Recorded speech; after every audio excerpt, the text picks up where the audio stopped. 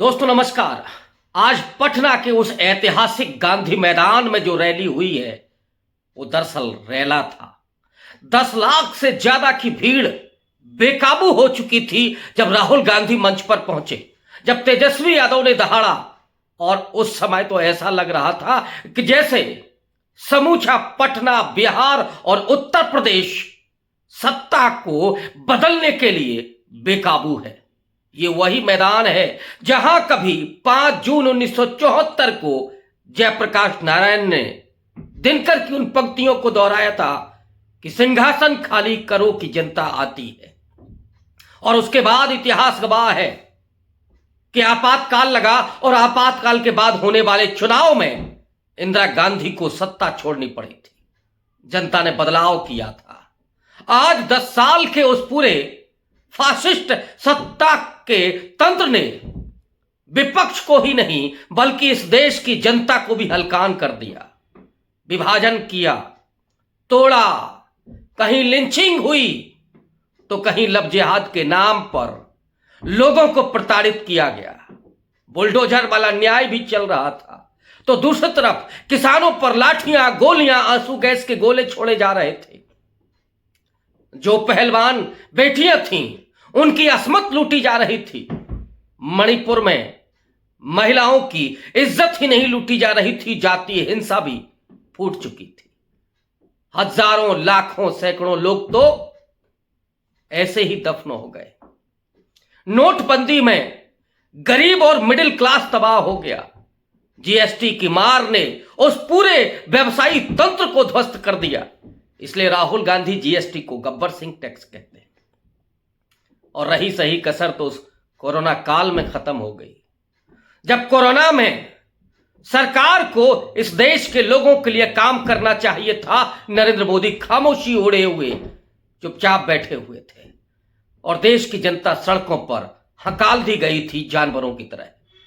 असंगठित क्षेत्र पूरा चौपट हो गया। लोगों के पास रोजगार नहीं, रोटी नहीं, लेकिन 5 किलो राशन पेट तो जानवर भी भर लेता है। इस देश के लोगों को नरेंद्र मोदी और उनकी सरकार ने केवल जानवर में तब्दील कर दिया।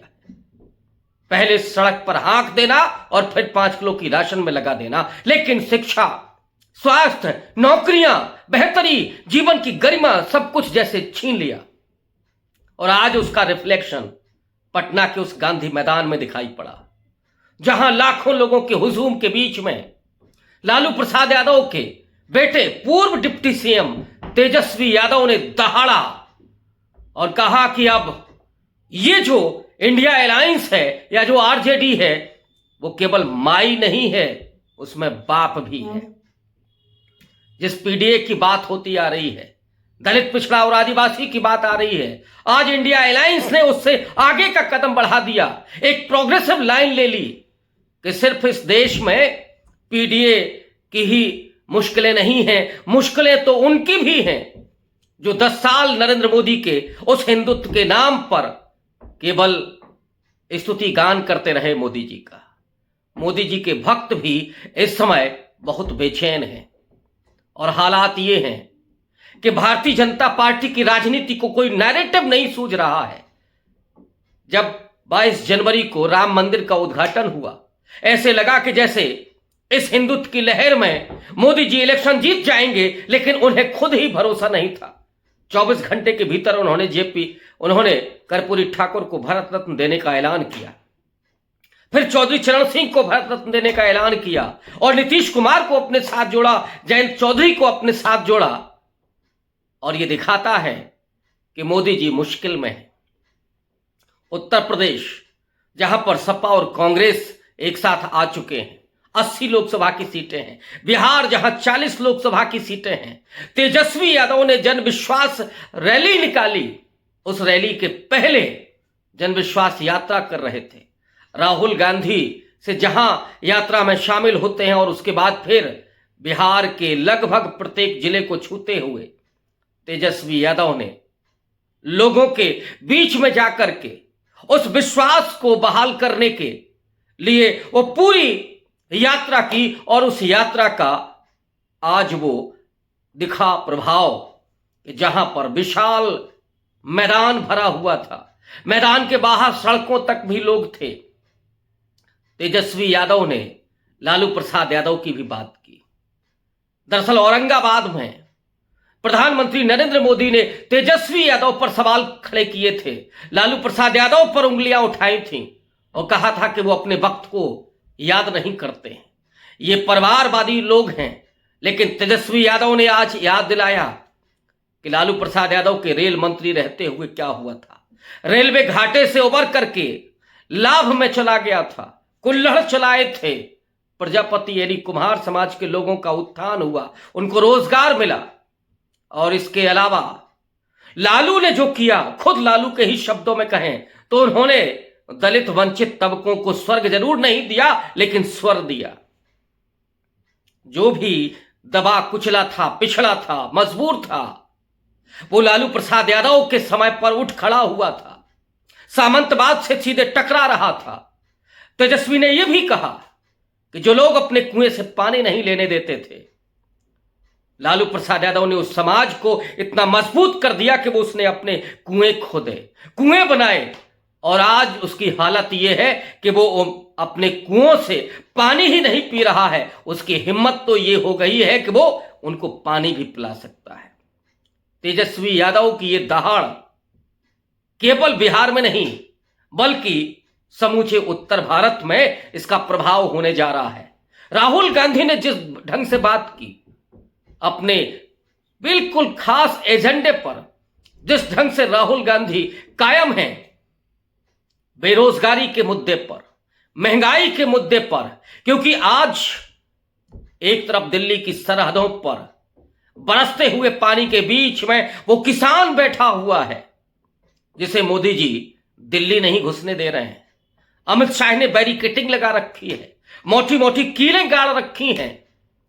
लेकिन दूसरी तरफ अगर आप जाएंगे तो अंबानी के बेटे के रिंग सेरेमनी में जामनगर के उस एयरपोर्ट को जो सेना के लिए था, उसे इंटरनेशनल एयरपोर्ट में तब्दील कर दिया गया। दुनिया भर के तमाम अमीर लोग जामनगर पहुंच रहे थे, जिनके लिए आपने इंटरनेशनल एयरपोर्ट तैयार कर दिया, बना दिया, घोषित कर दिया। लेकिन दूसरी तरफ दिल्ली की जो सरहदें हैं वहां पे अपने किसानों को रोक रखा है। यह दिखाता है कि नरेंद्र मोदी की प्राथमिकता क्या है। नरेंद्र मोदी के लिए किसान महत्वपूर्ण है या उनके अमीर दोस्त महत्वपूर्ण है, और ये इसी से पता चल गया है। तेजस्वी यादव लालू प्रसाद यादव को याद करते हुए कहते हैं कि लोगों के भीतर चेतना पैदा की, जज्बा पैदा किया, लोगों को हिम्मत दी, और उस हिम्मत के जरिए वो जो रोटी पलटने वाली बात लालू प्रसाद यादव कहते थे कि जो रोटी जल रही थी उसको मैंने पलट दिया, समाजवाद का सपना दिखाया, गरीबों के मुक्ति का सपना दिखाया, और उन्होंने सपना दिखाया उस समता का, उस संविधान की ताकत का एहसास कराया। डॉक्टर अंबेडकर का जो कभी सपना था कि इस देश से जो असमानता है, अन्याय है, अत्याचार है, वो मिट जाएगा, राहुल गांधी ने भी उस नब्ज को छुआ।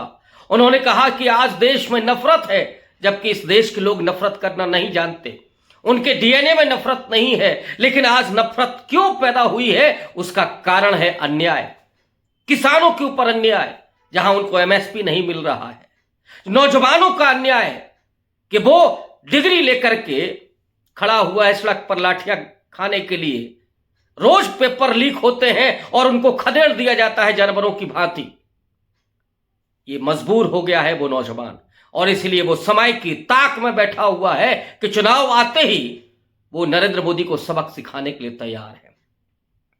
राहुल गांधी ने कहा कि जो अन्याय और अत्याचार हो रहा है, वो चाहे मणिपुर हो, माने नॉर्थ ईस्ट हो, चाहे उसमें किसान हो, नौजवान हो, आदिवासी हो, दलित हो, पिछड़े हो, महिलाएं हो, उनके साथ जो अन्याय हो रहा है और उन्हें जो अफीम चटाई जा रही है, उसके जरिए इस देश में नफरत फैलाई जा रही है, खाई चौड़ी की जा रही है।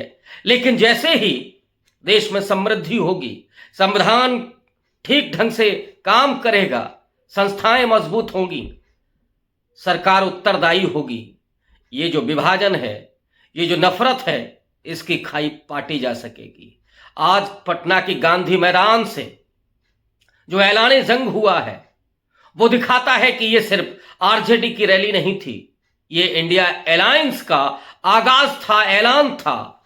और ये ऐलान अभी आगे बढ़ने वाला है और मैं समझता हूं कि यहां से वो मोमेंटम खड़ा होगा जो मोमेंटम बीच में रुक गया था। लेकिन राहुल गांधी ने अपनी यात्रा को नहीं रोका, वो लगातार पहले भारत जोड़ो यात्रा और फिर भारत जोड़ो न्याय यात्रा करने पर चलते रहे और उसने उस मोमेंटम को बनाए रखा।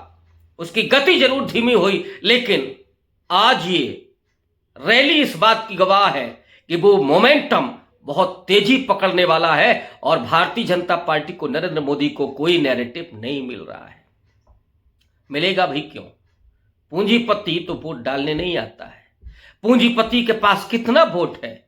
अगर इस देश के मिडिल क्लास को, जो खास करके मोदी जी का समर्थक तबका रहा है, अगला तबका रहा है, वो भी बेहद निराश और नाराज है क्योंकि उनके बच्चे डिग्रियां लेकर के बैठे हैं लेकिन नौकरियां नहीं हैं। उनके घर में एक वयस्क व्यक्ति भी है जिसके पास नौकरी तो है लेकिन पेंशन नहीं है। तो जिस घर में एक बाप बैठा है बगैर पेंशन वाला और बेटा बैठा है बगैर नौकरी वाला, वो भला कैसे मोदी जी को पसंद कर सकते हैं? केवल राम के नाम पर तो अब चुनाव नहीं जीता जा सकता। ये खुद मोदी जी को समझ में आ गया है, ये आरएसएस को समझ में आ गया है और इसीलिए बैकफुट पर हैं। कुछ सूझ नहीं रहा है। उनके प्रत्याशी छोड़ रहे हैं कि हम चुनाव नहीं लड़ना चाहते हैं, कुछ संन्यास ले रहे हैं, कुछ बीआरएस ले रहे हैं, कुछ चुनाव लड़ने से मना कर रहे हैं। ऐसे में चौतरफा मोदी जी पर जो घेराव है, आज पटना की उस रैली ने, तेजस्वी यादव जैसे नौजवान ने, राहुल गांधी जैसे समझदार और बुद्धिजीवी व्यक्ति ने, जो समूचे देश में समता, न्याय और बंधुत्व को स्थापित करना चाहता है, संविधान के उस मर्म को स्थापित करना चाहता है, वो उस रैली में जिस तरह से पहुंचे और उसमें कुछ वरिष्ठ लोगों का जो सहयोग, मार्गदर्शन मिला, मल्लिकार्जुन खड़गे सरीखे लोगों का, लालू प्रसाद यादव जैसे लोगों का, और उसी में सीताराम येचुरी भी, डी राजा भी, दीपांकर भट्टाचार्य भी, और उत्तर प्रदेश से वो नौजवान अखिलेश यादव भी, ये तमाम लोग उस जनविश्वास को कायम करने में कामयाब हुए। और अब लगता है कि ये मोमेंटम जो पाटलिपुत्र से उठा है, जो पटना से उठा है, वो अब रुकने वाला नहीं है और ये इंडिया अलायंस की मजबूती भी है, ऐलान भी है और नरेंद्र मोदी के लिए मुश्किल भरा वक्त आ चुका है क्योंकि अब लोगों के पास कोई और उनको बनाए रखने का चारा नहीं है, विकल्प नहीं है। शुक्रिया।